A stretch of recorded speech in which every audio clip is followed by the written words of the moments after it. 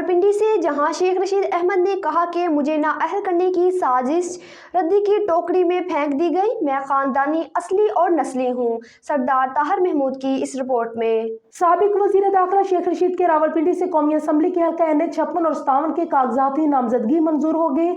RO की जानिब से कागजात मुस्तरद किए जाने के खिलाफ शेख रशीद ने इलेक्शन ट्रिब्यूनल में अपील दायर की, जिस पर इलेक्शन ट्रिब्यूनल के जज जस्टिस मिर्जा वकास रऊफ ने दलाइल सुनने के बाद कागजाती नामजदगी मंजूर कर ली और उन्हें इलेक्शन लड़ने की इजाजत दे दी।